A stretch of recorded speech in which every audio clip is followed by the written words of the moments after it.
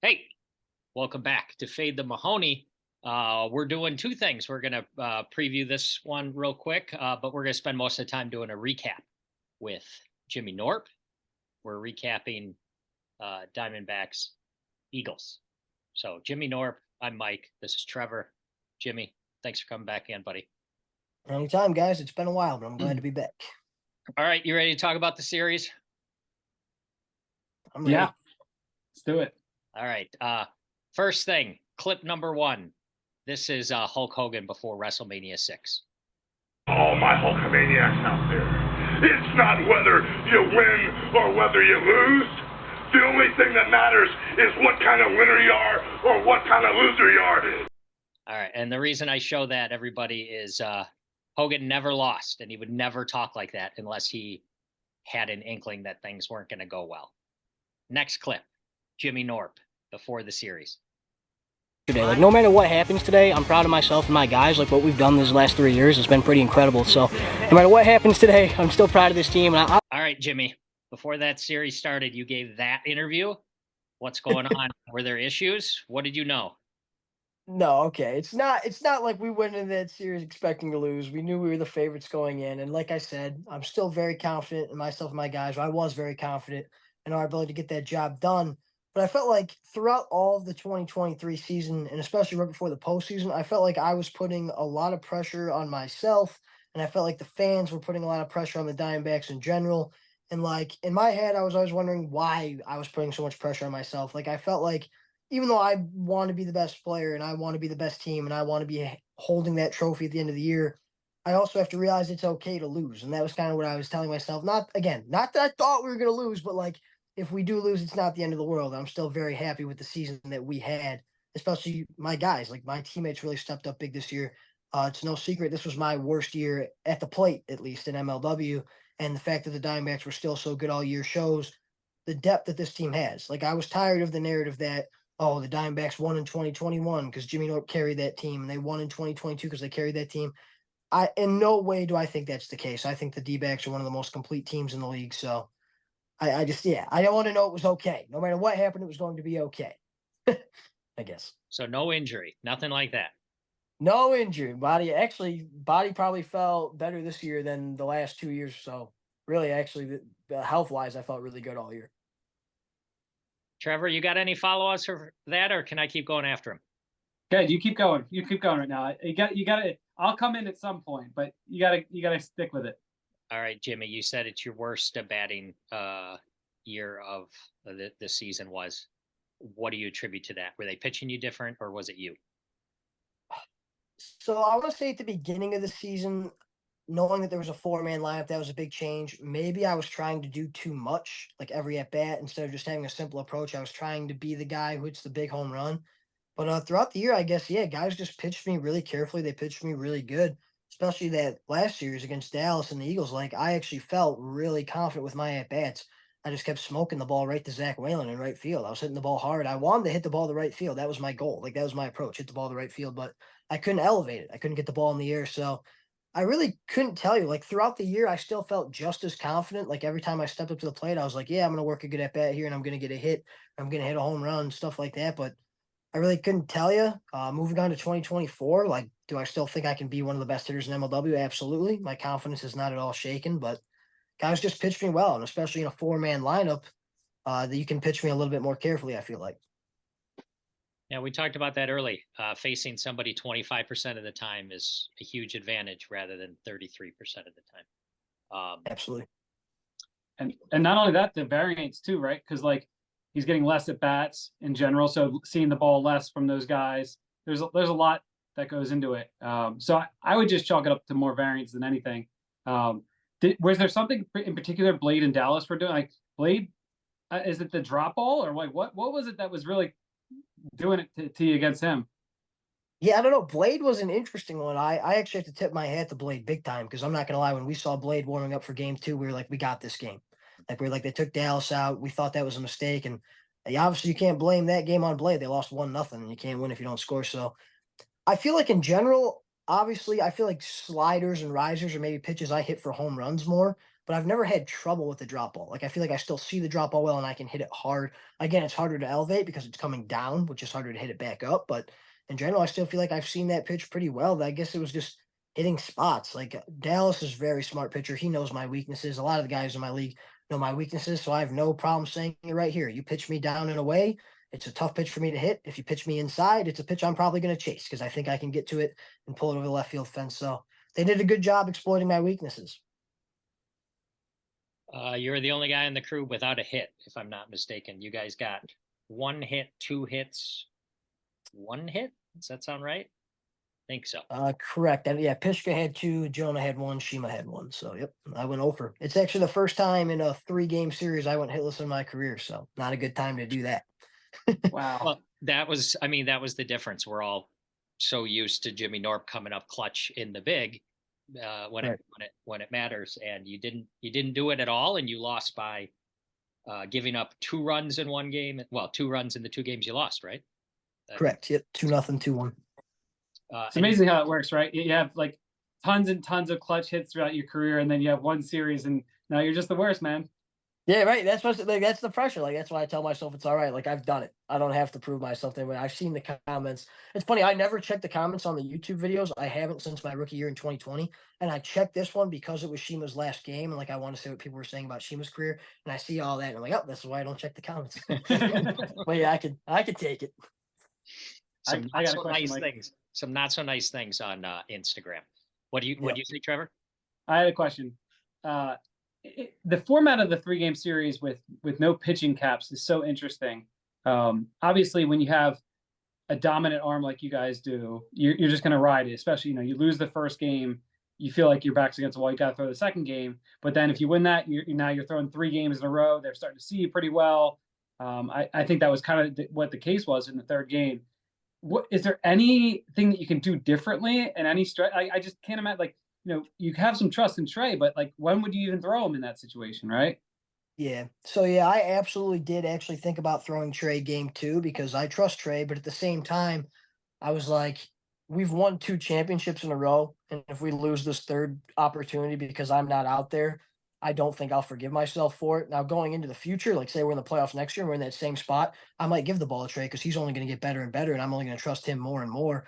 But at that time too, it was like, including this year, the last 3 years, the Diamondbacks are 5-1 when I throw an elimination game. So 5 straight wins before that loss in game 3 is pretty good. So that's odds. Those are me rolling the dice that I feel pretty confident in right there. And like I talked to the guys, like I talked to Jonah a little bit. I was like, what do we do here? And he goes, Jimmy, like he said the same thing. He's like, if we lose this game and you're not on the mound, you're not going to forgive yourself. And I was like, he's right. He's right. But I told Trey before the series, like, be ready to go. If we won game 1 and I wasn't absolutely rolling, Trey would have went game 2 for sure.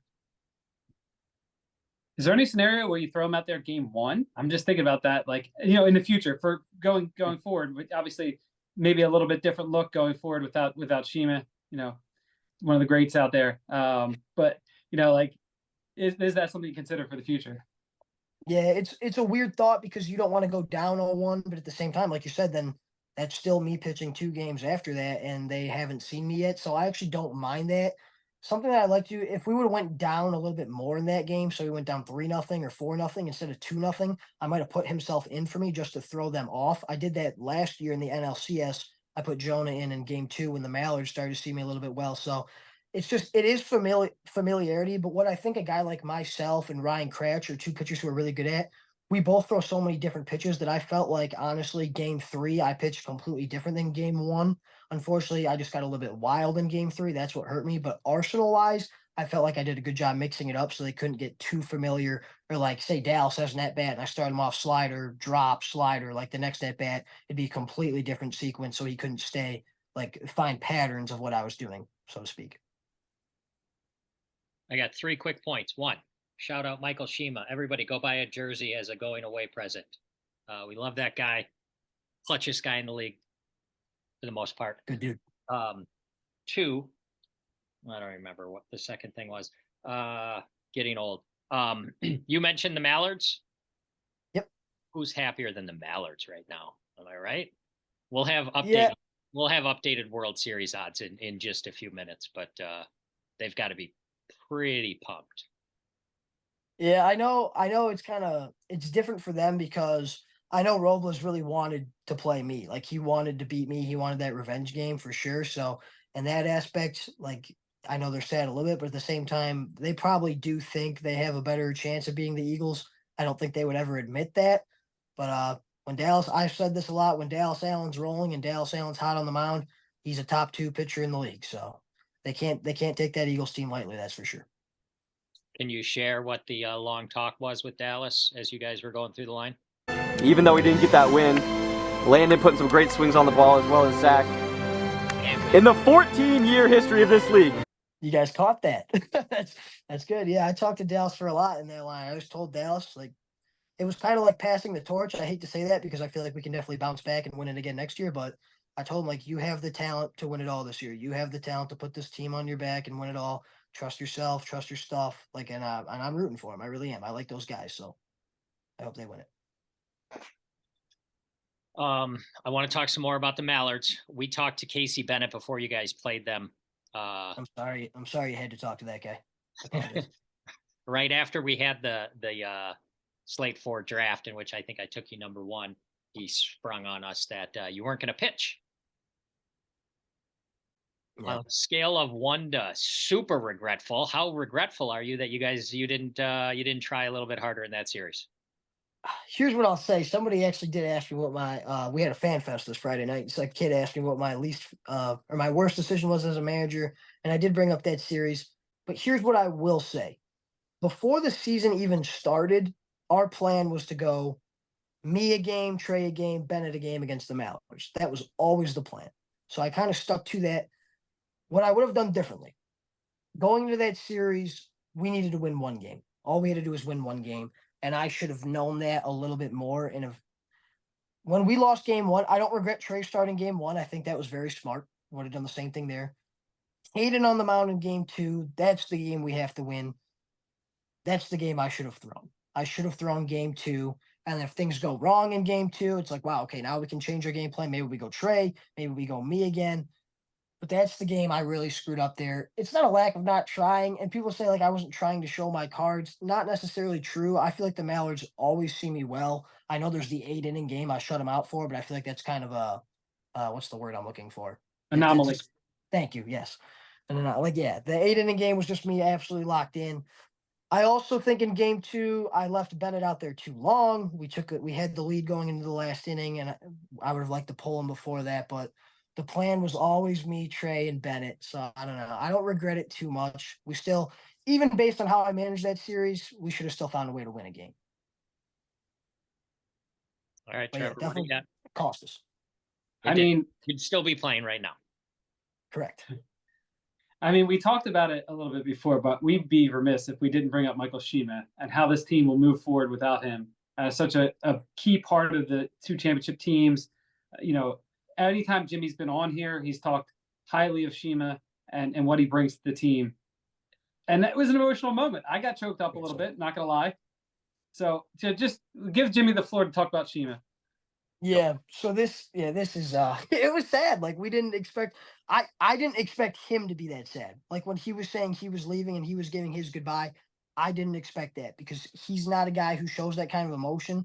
And it's like I've told a lot of people this since the series, like I didn't really have the chance to reflect on it because obviously when we went out to the Meadows that day, we're not thinking this is Michael Schema's last time he's going to play. We're thinking we're going to win this series and move on to the next one.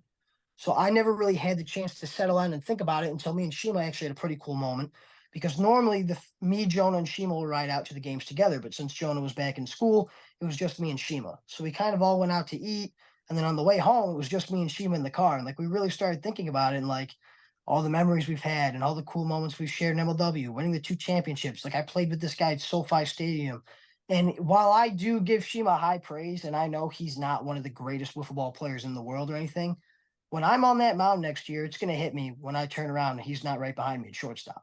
Like that's going to feel weird. It's going to feel very different. So, but I mean, here's a crazy stat. There's only like the only guys that currently in MLW who have 2 World Series rings is Jimmy Knorp, Jonah Heath, Michael Schema, Kyle Schultz, and Ryan Cratch. Maybe Tommy Coughlin too. So that's high company that the guy's in. Like he helped us win those rings, and we're really going to miss him out there for sure. But he's moving on in life and happy for what he's got coming up soon. So We love you, Schema. We'll miss you. Hopefully, we'll have you back on here some more. Trevor, anything else you want to talk about this series about? Nope. All right. I remember one of the things that I forgot. We at Fade the Mahoney, we are officially anti no pitching restrictions in the playoffs, right, Trevor? You got to have Yeah. pitching restrictions. I feel like I get it. Like it makes for a pretty good product, obviously, because the elite of the league get the pitch. But I think it just, as far as like team depth goes, it's kind of like when you have Ryan Crouch out there for 3 games, like how could you ever make them an underdog? agreed. I wouldn't. Yeah, I wouldn't. I'm not super opinionated either way, but I definitely wouldn't mind if there was the pitching restriction either. Well, it would help good managers like you and Jack, soon to be manager of the year, Jack, the good managers. It would help you guys and hurt the bad managers like Drew, who don't know what the hell they're doing to make those decisions. So, Jack Manager of the Year. I'll retire. wow. What are you going to do next year during wiffle ball season? Play pickleball or something. I'll figure it out. I mean, if you read the comments, he's washed up anyway. What's the difference? I'm washed. It's time to go. Can we chalk this up to just, let me get this right, the Our Detroit Magazine curse? Yes. Yes, that magazine has done me dirty. All right. Like a man curse. I had one other quick question about this series. In game 3, when Jonah hit the home run, Kyle yelled something that I thought was double hit home run. Yeah. Is that what he said? And if so, what the heck does that mean? So this happens a lot actually in wiffle ball. I feel like when you get a double hit home run, the ball goes a lot farther. But basically, when Jonah swung, that ball hit the handle of his bat and then the barrel of his bat. So it really hit the bat twice, and you can kind of hear it in the video. But normally, when you double hit a wiffle ball, it goes a lot farther. Cheat code, I guess. Okay. Yep. All right. I think we've grilled you enough. I'll leave some of the nastier stuff unsaid. I'll just go over that, and will you help us preview this next series? I would love to. All right. Last divisional series, we got the Predators. That's a Ryan Kratz jersey right there. And the Wildcats. This is a Jackson Pearson jersey right here. We love Jackson. Of all the Wildcats, we love Jackson. Trevor, you got numbers for us? Oh, you're winning. You're finally winning for the season tally for our wagering on MLW. I laid the big number with the DBacks and loss. So I think you're up just a smidge. So what do we got in this one? Been a long road to profitability for me. A long way to get there. Not the easiest way. I'm probably something like 10 wins and 27 losses on the season, but we're in the black, so it's all good. I like I said here, you have to make the Predators a favorite, right? Like Ryan Crouch on the mound for potentially 3 games. You have to beat him twice. Hard to do. So I'm going to put the Preds at -160. The Wildcats certainly have the lineup to do it, right? They have some good hitters. Kyle obviously is a great pitcher as well, and has been here so many times. They're definitely hungry. But I think you just have to make the Preds that favorite based on the pitching alone. All right. Jimmy, you agree? They've got to be a pretty big favorite, right? Yeah, I actually think that's a pretty good number, -160. I think this series comes down a lot to, this is like what I would say before the series even started, how much Kyle trusts a guy like Jackson Pearson to pitch, if at all. I just feel like the Preds, I said this on the podcast, I think the Preds are not as good as a wiffle ball team as the Wildcats. I think the Wildcats are actually a better team, but the matchup favors the Preds so much. Like they've just struggled with Cratch so much in the past, but if Kyle can give up that ball, because JP actually pitched pretty good against the Preds in the regular season. So if he can trust them, I think the Cats have a shot to win the series. And at this point of the year, anybody can beat anybody for sure. I will take I'll take the Wildcats because it's the plus number. I don't really love it. As you know, I've spent the majority of the year thinking Grant Miller was the MVP of the league. And then it switched in the last series because of the Predators. So Cratch is the best player in the series, but I'll take the team. Okay, well, that'll be our bet. Yep, sounds good. What do you think the odds on the series would be if there were a pitch restriction? Pick them. I think it'd be pretty Yeah, darn close. has to be a lot closer, right? I would have said, I literally would have said pick them. That would have been my answer. I feel like this has to be like the Ryan Kratz rule. Like just put the inning limit in there. I mean, you're also very good, Jimmy. So Yeah, we try. Yeah, but obviously- we have a second guy that we trust. I don't think the Yeah. Preds do. right. No, exactly. I'm going to have the graphics department pop in right here, the updated World Series odds. The three changes were the Diamondbacks are all crossed out because they can't win it. The Mallards moved up to 2-1 favorites, and the Eagles went from 12-1 to 8-1, with everything else staying the same. So not only were the Eagles happy to win, like I said, Mallards pretty happy as well. We don't do over-unders in postseason because we don't know how many games there are, but last series would have gone under any number you could have posted, I guess. Yeah. Yeah. Yes. What else? You got anything else, Trevor? Nothing football related. I do have to give a quick shout out to my wonderful wife Jody, who's been on this podcast several times. She will never watch this, but today's our 14th wedding anniversary, and we aren't even together. She's actually in Florida right now, so that's how it goes when you get to these numbers, right? And I was just thinking to myself, it's funny. I'm recording Fade the Mahoney on my anniversary, and if I had to guess, I think Jimmy was probably 7, Jimmy, when I got married, right? You could have been like one of the little ring bearers. 7 or 8. 7 or 8, yeah. Could have been like the little ring bearer, bringing the ring up. Well, congratulations. Congratulations to you and Jody for that.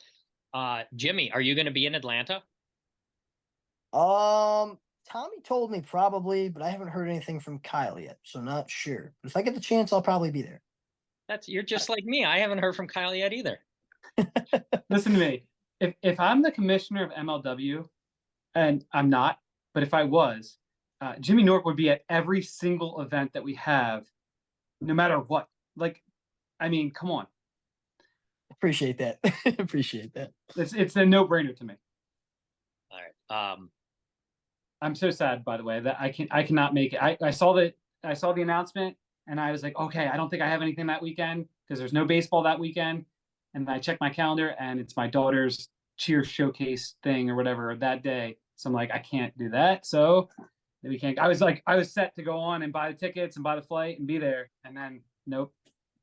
Yeah, I've left a couple messages for Kyle, waiting to hear back. I think maybe press passes, Fade the Mahoney press passes, something like that. But Kyle, if you see this, please check your DMs. All right, Jimmy, anything else you want to say to your fans or your haters before we leave? DBack Nation, thanks for the support. And I'm telling you what, we are coming back very hungry next year. It's going to be a long off season for me, that's for sure. I'll be ready to go. I'm ready to get back on track and become the guy again. So let's get into it. Fantastic way to finish. Trevor, good to see you. Jimmy, thanks again, buddy. Good gambling, everybody.